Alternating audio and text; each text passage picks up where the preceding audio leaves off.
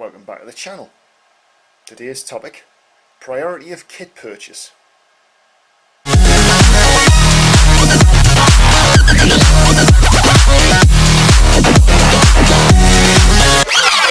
If you're just getting into the sport of triathlon, it's difficult to prioritise which bit of kit you need to purchase first.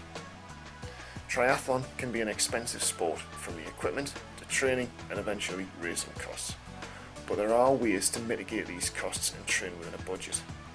Depending on which sport you are coming from, you may already have some of the kit, so you can focus on improving your fitness in that area. If you were a swimmer, you already have the costume and the goggles. A cyclist, you'll have the bike and essential kit. Likewise if you're a runner. But what if you're totally new?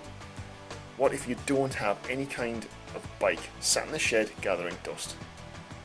Firstly, I would consider your weight.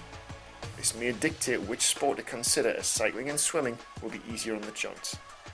The heaviest I've reached is 110 kilos, and running was unpleasant. It's not very pleasant anyway over 100 kilos. It just means you'll have to take it a little easier when you're starting out. With that said, I would argue running should be a starting point. It's the hardest of the three disciplines, in my opinion, and it's the most time and equipment efficient. All you need to start are some good quality run shoes and something to run in. I started out in a grey Primark tracksuit, where you can pick up lighter running shoes, t-shirts for not much money if you stay away from the high-end brands. You may also be able to pick up some sale bargains if you're shopping after the summer. Do some research on shoe types before you buy, and it may be worth investing in a gait analysis from a specialist running shop. You can pick up some excellent deals online, and I'm currently using Under Armour neutral run shoes because you can pick them up for between 40 and 50 quid. Having spent £100 on run shoes before, it's a relief to find something cheaper. Running has the advantage of being able to be done straight from your front door. No gym or pool costs, nothing fancy, just pick a direction and start. For your very first run, be prepared to walk. Plan yourself a 3-kilometre route using Google Maps or something similar and take it easy. Jog for a bit and walk for a bit. Once you've done this a few times, you should start to be able to jog more than walk, and eventually you'll do the whole thing without walking. At this point, avoid going for speed. I'm sure many will disagree with this approach, but I'm tired of injuries setting me back.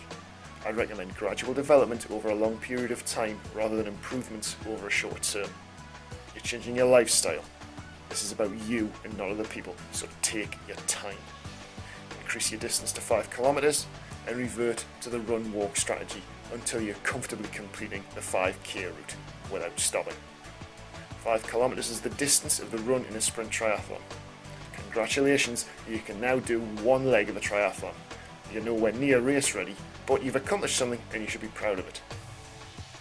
You can now increase your distance and start again. I would suggest you max out your running at 10 kilometres for now. You don't have to, but I want you to build a solid cardio base to build the rest of your training on, and I don't want you to pick up an injury through overtraining. By now you'll be stronger, fitter and leaner. You should also have built up some savings to spend on another sport. You can invest more in your running equipment, but too much emphasis is put on times and data. For now, just doing the thing is going better for you. Now you should be financially a little better off. Look to one of the other sports. Swimming is the next cheapest sport, relatively speaking. Goggles and a swimming costume won't set you back too much, but pool fees do add up. You can avoid this by swimming in the sea, but the North Sea is bloody cold in the height of summer, even with a wetsuit. But plenty of hardy souls do this all year round, so that's up to you. If you do swim in the sea, take a friend or go as part of a group and stay within a bay or between piers. It's a lot warmer. If you live near a swimming lake, that's even better, as they can be like warm baths and just a pleasure to be in.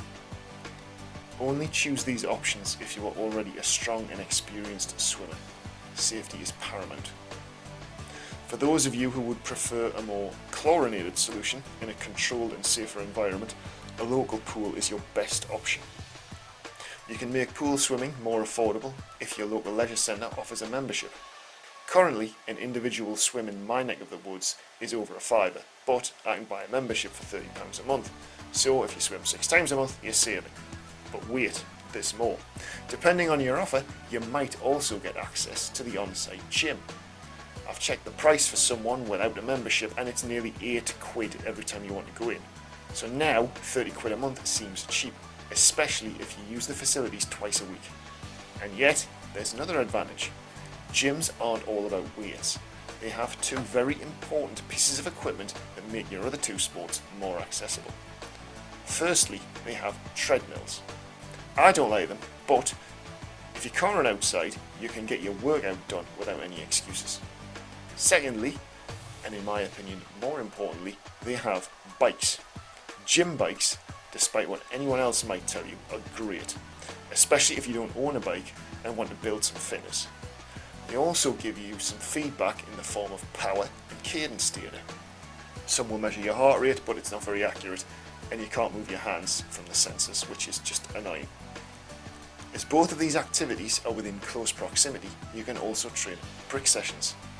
These are just multiple sessions back to back, so you can simulate what you would do in a duathlon or a triathlon by getting straight off the treadmill and onto a bike and back, or whatever combination you need. As you progress, you can take advantage of all the other things the gym has to offer that improve you across all three sports. The last piece of equipment, purely because of the cost of entry, is the bike.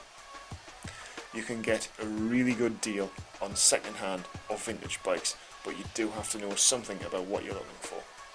While the bike is really fun, if you're just starting out, I would prioritise working on your endurance base and improving your overall fitness. All three sports are difficult in their own ways and present steep learning curves, so start slowly and take your time. Improvement takes effort, but try not to be impatient. Your hard work will begin to pay off, and you'll be saving enough to start buying those optional extras that can enhance what you've already built. But I'll go into that in another video. Tell me what you think.